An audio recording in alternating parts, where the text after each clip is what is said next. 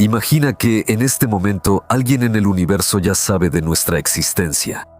No hipotéticamente, no en algún momento, sino ya. Y lo más extraño es que posiblemente ya hayan intentado contactarnos, pero simplemente no entendimos su señal. Y ahora, otro hecho que te pone la piel de gallina. Esa señal no vino de las profundidades de una galaxia lejana, sino del sistema estelar más cercano a nosotros. Demasiado cerca como para ignorarlo. Demasiado extraño como para explicarlo como una coincidencia. Y si no es un error, entonces tenemos un problema más serio que simplemente preguntarnos si estamos solos en el universo. Porque ahora la pregunta suena diferente. ¿Quién exactamente está tan cerca y por qué se pusieron en contacto? El 29 de abril de 2019, el radiotelescopio de Parkes en Australia detectó una extraña señal de radio proveniente de la dirección de Próxima Centauri, el sistema estelar más cercano al Sol. La frecuencia de esta señal es de 980 MHz que normalmente utilizan los satélites. Tiene todas las características de una transmisión de radio que no se encuentran en fuentes naturales y que solo es posible lograr mediante tecnologías artificiales. Durante la observación, esta señal de radio se desplazó un poco, lo que recordó al desplazamiento causado por el movimiento de un planeta. ¿Qué significa todo esto? Según The Guardian, este es el primer candidato serio para una conexión con una civilización extraterrestre. Por ahora, los científicos están desconcertados. ¿Cómo explicar este fenómeno? Es una curiosa coincidencia que precisamente en esta constelación se encuentra el exoplaneta Próxima B, uno de los más cercanos conocidos. Es uno de los planetas que conocemos donde podría haber surgido vida similar a la de la Tierra. ¿Cuáles son las probabilidades de que la humanidad colonice ese planeta? ¿Cuántas personas se necesitarían para una expedición así? ¿Y si ya existe vida ahí, nos recibirán bien los habitantes locales? Si en Próxima Centauri surgió vida que nos está enviando señales, eso debió haber ocurrido en el planeta Próxima B. El asunto es que se encuentra en la llamada zona habitable, una región teórica que, según los cálculos, le da al planeta condiciones lo más parecidas posible a las de la Tierra. El planeta gira a una distancia de aproximadamente 7 millones de kilómetros de su estrella, Próxima Centauri C. Para comparar, la distancia entre la Tierra y el Sol es de aproximadamente 150 millones de kilómetros. Sin embargo, la estrella Próxima Centauri C es menos luminosa. El exoplaneta local recibe justo la cantidad de calor necesaria para que el agua en su superficie pueda existir en forma líquida y no se congele en hielos eternos, y la temperatura local aquí probablemente es la misma que en la Tierra. Por sus características de masa y tamaño, Próxima B resultó ser prácticamente un gemelo de la Tierra, 1.17 veces la masa de nuestro planeta. ¿Qué significa esto para nosotros, los habitantes de la Tierra? Quizá deberíamos dejar en paz al frío Marte y prestar atención a un candidato más atractivo para la colonización. ¿Es realmente posible que el ser humano se establezca en Próxima B? Respondo brevemente, sí, es posible. Pero el problema es que está muy lejos, a 4.24 años luz. Un viaje así sería muy largo. A esa velocidad, la humanidad podría alcanzar Próxima en 6.500 años. Sin embargo, cuando el viaje interestelar sea posible, la tecnología ayudará a reducir ese tiempo a 630 años. Si tu antepasado, que viajó en las cruzadas en el siglo XIV, de repente se embarcara en esta expedición interestelar, sería más o menos ahora cuando podrías aterrizar en Próxima B. Así que tengo malas noticias para ti. Si te embarcas en ese viaje, es poco probable que sobrevivas. Pero también hay buenas noticias. En lugar de ti, tu descendiente de sexta generación podría llegar a Próxima. ¿Cuántas personas se necesitarían para una expedición así? Para calcular la tripulación ideal para colonizar Próxima, científicos franceses utilizaron un programa especial llamado Heritage. Se basa en el llamado método Monte Carlo, que calcula todos los escenarios posibles, la vida y la muerte de los miembros de la tripulación.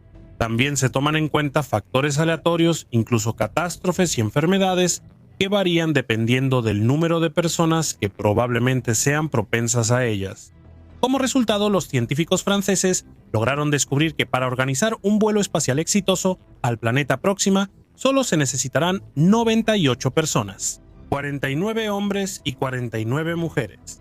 Ese es el número de cosmonautas que permitirá a las tripulaciones no solo sobrevivir, sino también tener descendencia sana y eliminar completamente la endogamia, excepto en las primeras etapas del vuelo. La ventana fértil óptima resultó ser entre los 32 y los 40 años. Teniendo hijos durante este periodo, las personas podrán asegurar un crecimiento estable de la población de la nave y mantener el equilibrio entre los miembros jóvenes y mayores de la tripulación. Además, en este caso, una epidemia que ocurra a la mitad del viaje no provocará la muerte total de todos los científicos participantes de la expedición. Pero les recuerdo, antes de que el primer terrícola llegue a el exoplaneta, en la nave espacial habrán pasado alrededor de 6 generaciones. Muchas personas pasarán toda su vida solo en la nave. Todo su mundo estará limitado al vuelo espacial y a la contemplación de las estrellas. Su sistema inmunológico y su fisiología serán diferentes. Nunca verán el cielo ni el sol, aunque me parece que su conciencia podría sumergirse en un mundo virtual, donde podrían experimentar todas las vivencias intensas de la Tierra. ¿Qué pasará cuando finalmente lleguen a su destino? Aquí hay varias opciones de cómo podrían desarrollarse los acontecimientos. El primer escenario: aquí no habrá agua ni aire. En primer lugar, debido a la proximidad a la estrella, en Próxima B probablemente se habría producido un efecto invernadero descontrolado. Esto, a su vez, debió haber llevado al secado completo del planeta y a la evaporación de los océanos. Por ejemplo, lo mismo ocurrió alguna vez con Venus. En segundo lugar, en esta zona, el planeta debió estar bajo la influencia continua de radiación intensa y del viento solar, lo que también con el tiempo debería llevar a la pérdida de agua y atmósfera. En tercer lugar, recientemente los científicos registraron una erupción que aumentó el brillo de la estrella 1000 veces en solo 10 segundos. Para sobrevivir a algo así, Próxima B debería tener un campo magnético tan poderoso como el de la Tierra y una atmósfera densa. Pero por ahora sabemos muy poco sobre la historia de este planeta, y los últimos cálculos dan esperanza de que aún podría haber conservado condiciones para la vida a las que estamos acostumbrados en la Tierra. El segundo escenario: aterrizaremos en un planeta habitable. Según los científicos de la NASA, Próxima B aún podría resultar apta para la vida. Si suponemos que Próxima B se formó más lejos de su estrella y solo con el tiempo pasó a su órbita actual, entonces el planeta pudo haber evitado el sobrecalentamiento y la radiación, conservando el agua y el aire. Además, no se puede descartar la posibilidad de que originalmente el planeta tuviera muchísima agua, tal vez 10 veces más que la Tierra. Entonces, incluso si Próxima B perdió el 90% de su humedad, todavía tendría suficiente para formar todo un océano. Pero ¿qué pasa con la ráfaga de radiación que los científicos detectaron recientemente? Existe la posibilidad de que, al principio, el planeta estuviera rodeado por una densa nube de hidrógeno, la cual absorbió el impacto de la intensa radiación de la estrella y se evaporó, dejando debajo una atmósfera apta para la vida. En ese caso, nuestra expedición aterrizará en un planeta verde apto para la vida. Es posible que en ella vivan habitantes inteligentes. ¿Qué opinan? ¿Cómo reaccionarán ante los emigrantes terrestres como nosotros? Creo que el instinto de supervivencia y la protección de su territorio es algo que está presente en cualquier ser vivo. Por eso, aunque los locales resulten ser benévolos, difícilmente estarán contentos de compartir su planeta con nosotros. El tercer escenario: nos encontraremos con una forma de vida alternativa. Normalmente, cuando buscamos vida extraterrestre, partimos de la idea de que debió formarse en condiciones bioquímicas similares a las de la Tierra. Sin embargo, ¿qué pasaría si la vida pudiera formarse incluso en un planeta donde no hay aire ni agua? Por ejemplo, el biólogo Jack Cohen y el matemático Ian Stewart afirman que la astrobiología basada en la hipótesis de la Tierra única es limitada y aburrida. Ellos sugieren que la vida podría haber surgido en otras condiciones, pero sin basarse en el carbono. Como alternativa al carbono, con mayor frecuencia se menciona el silicio, y como alternativa al agua, el amoníaco. Por lo tanto, podemos suponer que en Próxima B nos encontraremos con criaturas extrañas, diferentes a nosotros, que lograron construir una civilización avanzada y enviar señales de radio a otras constelaciones. ¿Quién resultará ser más inteligente? ¿Ellos o nosotros? Escribe tu opinión en los comentarios. Sin embargo, incluso si logramos llegar con éxito a Próxima B y los locales nos reciben, por así decirlo, con los brazos abiertos, sigue preocupándome un momento incómodo que escucharon antes. El vuelo tomará 630 años. No sé ustedes, pero yo no me subiría que a una nave sabiendo que no llegaría al final. ¿Con qué se puede comparar un vuelo así? Por ejemplo, cuando los antiguos griegos pensaron en viajar a Marte, calcularon que incluso el caballo más rápido tardaría varias decenas de miles de años en llegar allá. En ese momento no habrían bastado todos los caballos del mundo, así como ahora no es suficiente toda la energía de nuestro planeta para llegar a Próxima B siquiera en 100 años. Pero esos mismos antiguos griegos ni siquiera podían imaginar que en 2021 volaríamos tranquilamente a Marte, recibiríamos fotos regulares de allá y organizaríamos su colonización. ¿Entienden a lo que me refiero? Hemos entendido el universo hasta cierto punto, pero para alcanzar grandes velocidades también necesitamos adentrarnos en el átomo y entender cómo funciona todo esto. Tomemos por ejemplo la química. Todo el combustible para cohetes se basa en reacciones químicas, pero todavía no sabemos qué es la gravedad, cómo funciona y qué papel juega si viajas por el espacio exterior de una estrella a otra.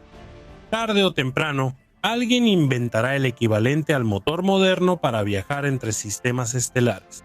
Será algo fundamentalmente nuevo que por ahora es difícil incluso imaginar. Y aquí tengo buenas noticias para ustedes. Ya existen desarrollos interesantes. Cuando se trata de planetas, ¿qué objetos se imaginan? ¿La Tierra? ¿Júpiter? ¿Plutón? No importa lo que imagine su mente, cuando se mencionan planetas casi siempre pensamos en algo esférico. Pero el universo es muy diverso, así que aquí no aplican los estereotipos. Incluso en el sistema solar hay un cuerpo celeste que rompe por completo todos los estereotipos.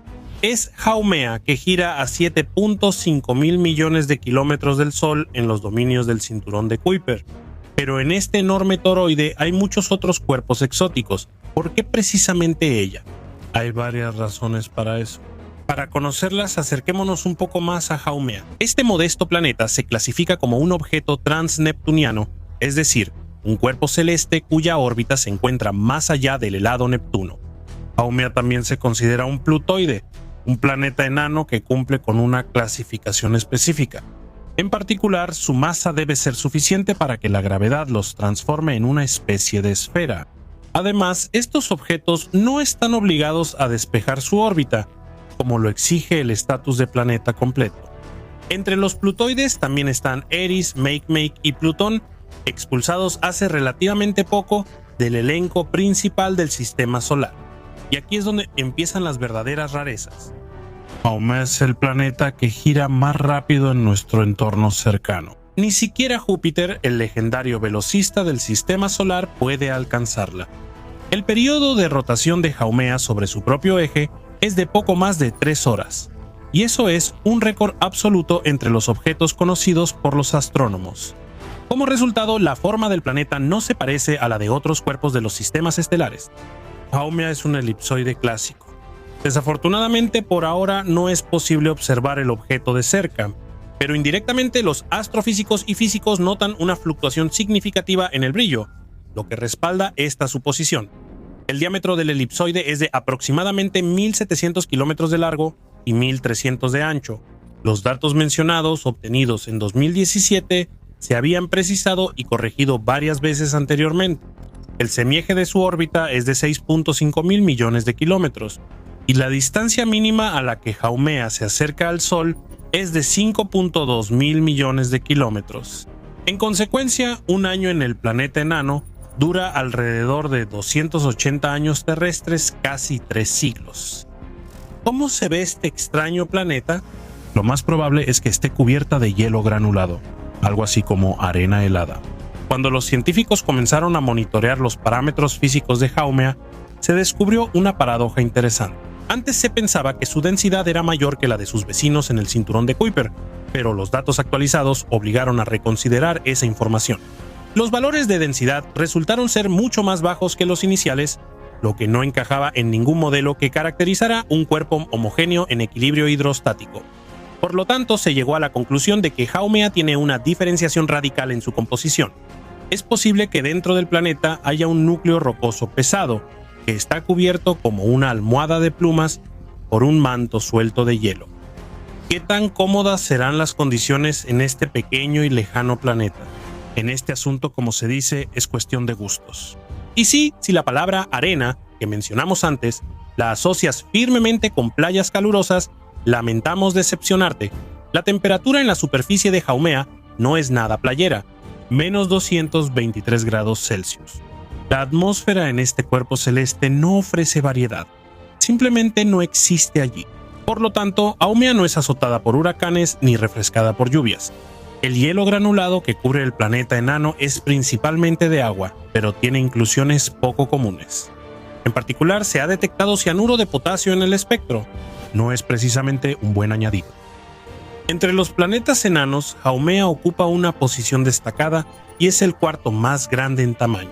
Imagínate un enorme huevo de piedra que gira a una velocidad increíble. La diferencia de este planeta con respecto a los objetos vecinos está relacionada con su trágico pasado. Los científicos creen que hace mucho tiempo Haumea sufrió una catástrofe grave. La repentina colisión con un enorme asteroide u otro objeto celeste le dio una velocidad de rotación más alta y contribuyó a la aparición de 2 satélites. Por cierto, si observas cuidadosamente la superficie del planeta, la huella de esa colisión monstruosa todavía es visible. Es una pequeña mancha rosada, aunque tal vez solo sea una acumulación de minerales de colores. Al mencionar los satélites del planeta enano, también vale la pena recordar la historia de su descubrimiento y los intentos de darle un nombre. El cuerpo celeste fue también encontrado relativamente hace poco. La fecha oficial es el 29 de julio de 2005. Además, el descubrimiento fue disputado por 2 grupos de científicos al mismo tiempo. La disputa, al final, se resolvió y junto con eso al planeta se le dio un nombre completo junto con un número en el catálogo. Decidieron nombrarlo en honor a la diosa hawaiana de la fertilidad. De la misma manera se nombraron los satélites de Haumea. Los llamaron Namaka y Hi'iaka. Son los nombres de las hijas de la deidad hawaiana. Es interesante que antes de ser incluido en el catálogo, los astrónomos solían llamar al satélite más grande Rodolfo, por el nombre de uno de los renos de Santa Claus. ¿Por qué una elección tan extraña? Es simple. De manera no oficial, el planeta Haumea fue descubierto en 2004, justo después de Navidad. Por eso, en círculos cerrados, durante mucho tiempo, lo llamaron Santa. ¿Con qué sorprenden a los astrónomos los satélites del planeta enano? La primera luna, Hi'iaka, tiene un diámetro de 310 kilómetros. Un año en este satélite dura 49 días. Namaka es mucho más pequeño. Su masa es una décima parte de la de su vecina, y su diámetro se registra en alrededor de 170 kilómetros. Gira alrededor de su planeta principal en 18 días. Ambos satélites se están alejando gradualmente de Haumea. Esto sucede lenta e imperceptiblemente, de manera similar a nuestra luna, que también se aleja silenciosamente de la Tierra. Los astrónomos suponen que la aparición de los satélites también es resultado de una antigua colisión. Y ahora adivinen qué conecta al planeta Haumea con el gigante Saturno. Resulta que es el sistema de anillos. Claro, no son tan épicos como los del gigante con anillos, pero el simple hecho de que exista una estructura similar cerca de un objeto de tamaño tan diminuto dice mucho. El ancho de los anillos es de aproximadamente 70 kilómetros y su radio es de 2.300 kilómetros. La singularidad del fenómeno radica en que Haumea es el único objeto transneptuniano rodeado por un aro similar. Se considera que tanto los satélites como los anillos y la forma inusual de Haumea son eslabones de una misma cadena que surgieron como resultado de una catástrofe increíblemente poderosa. ¿Algún día podremos estudiar este mundo enigmático? Hipotéticamente, algo así es posible. Si enviamos una sonda interplanetaria automática en la dirección indicada, llegará a Haumea en unos 15 años. Además, la maniobra gravitacional alrededor de Júpiter es obligatoria. Sin ella, no es posible que la sonda alcance la aceleración necesaria. ¿Qué es nuestro universo? ¿Y está solo en el inmenso macrocosmos? Para empezar, recurramos a una analogía conocida. Todos saben que las abejas trabajadoras no tienen idea de la existencia del apicultor y están absolutamente seguras de que producen miel solo para ellas mismas. Esto no las hace mejores ni peores que otros seres vivos. Simplemente el apicultor está fuera del alcance de su pensamiento. La humanidad, en cuanto al estudio del universo, está en el lugar de esas mismas abejas. Por más triste que sea darse cuenta de este hecho, a duras penas entendemos una millonésima parte de las leyes por las que existe. Además, todo el conocimiento de los terrícolas se basa en teorías, hipótesis y reflexiones interminables. ¿Y si imaginamos que hay miles de millones de esos universos? Una afirmación así puede dejar en shock a cualquier cerebro promedio, pero aún así, nos arriesgaremos a abordar este tema complicado e intentaremos al menos entenderlo un poco. La hipótesis más popular sobre el origen de nuestro universo dice que hace casi 14.000 millones de años, de un punto de singularidad infinitamente denso y caliente, surgió una enorme burbuja, dentro de la cual más tarde aparecieron estrellas, planetas, asteroides y miríadas de galaxias. La desventaja de esta teoría es que algunos científicos están convencidos de que todo lo mencionado surgió de la nada, pero no es así. Incluso antes de la explosión existía un concepto llamado inflación cósmica. El vacío aparente es un espacio en constante expansión, lleno de flujos energéticos. En consecuencia, si este proceso continuo existía incluso antes de la aparición de nuestro universo, ¿qué le impedía crear millones de otros mundos? Principalmente, esta afirmación es la base de la teoría de los multiversos. Como todas las demás, no está absolutamente confirmada, por nada salvo por especulaciones científicas, pero hay cierta lógica en ello. La inflación supone una expansión del espacio a una velocidad exponencial.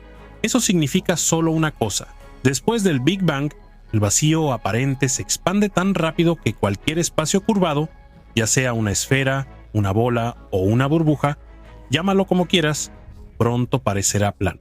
Desde la superficie de la Tierra tampoco podemos darnos cuenta de inmediato de que es redonda. El proceso de inflación no es uniforme. En algunos lugares continúa indefinidamente y en otras áreas se detiene, ya que funciona según los principios del campo cuántico. En consecuencia, en sectores individuales del macrocosmos, donde el espacio sigue expandiéndose, se crean condiciones favorables para la activación de nuevos puntos de singularidad. De esto se sigue una conclusión lógica. En algún lugar del vacío negro, en este mismo momento, se encienden las antorchas de grandes explosiones, dando origen a un collar de universos que no conocemos.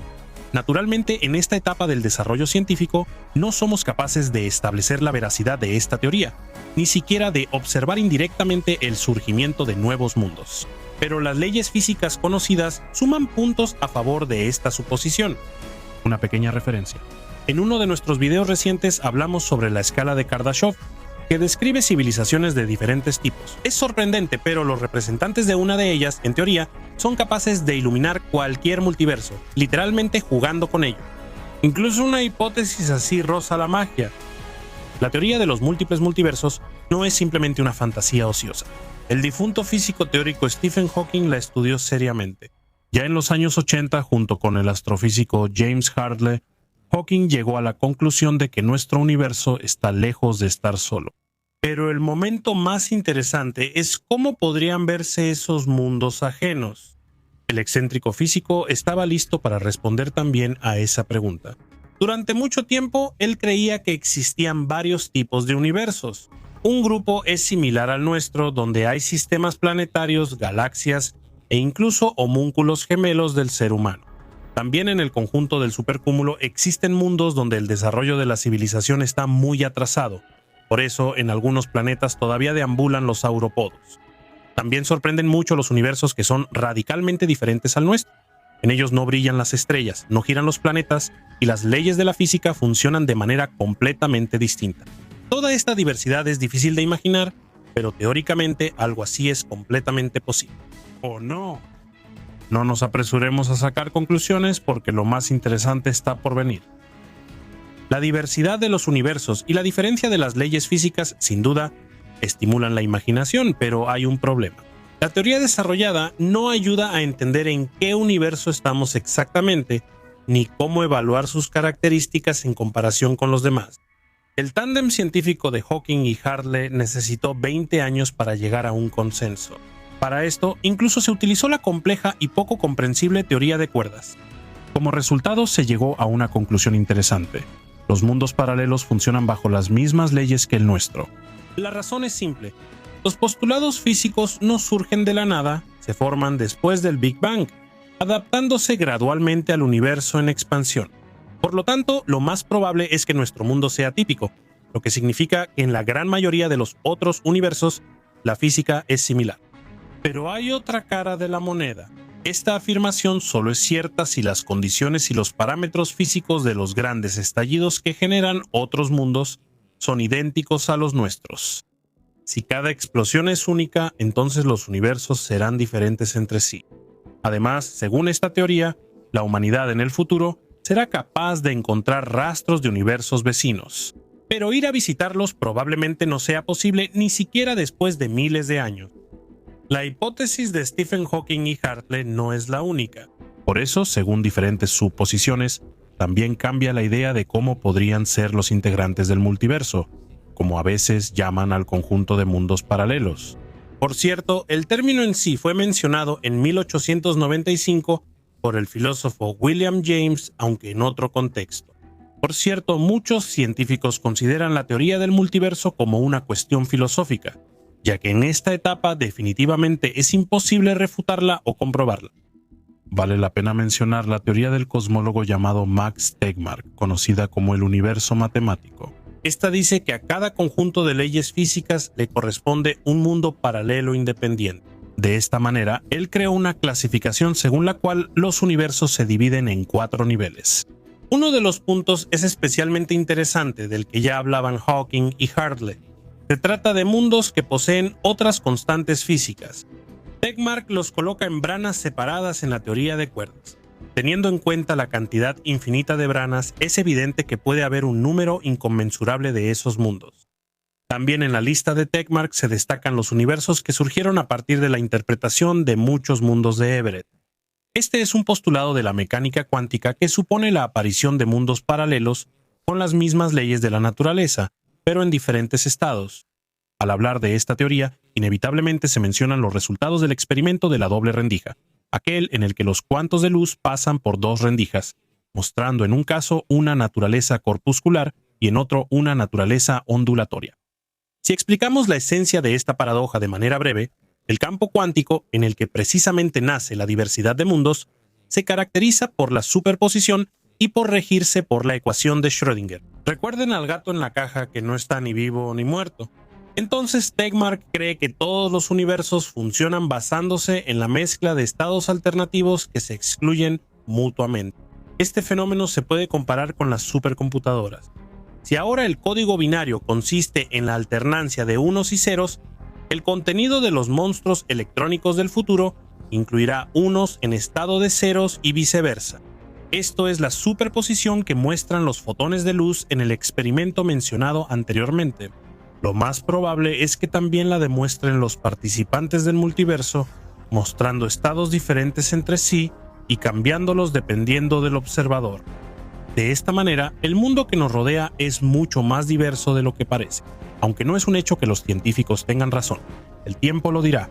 Tal vez todo esto sean fantasías y, aparte de nuestro universo, no existan otros mundos. Suscríbete al canal, activa la campanita y no te pierdas el estreno de nuevos videos aún más interesantes. ¿Quieres más viajes virtuales a antiguos cúmulos estelares? ¿Te gustaría ver con tus propios ojos misteriosos mundos paralelos? Hubble, tu guía en el mundo de lo desconocido, espera tu máximo apoyo en forma de los tradicionales me gusta. Vamos a superarnos y juntar 30,000 likes en este video. Ayudemos a que los videos interesantes salgan aún más rápido.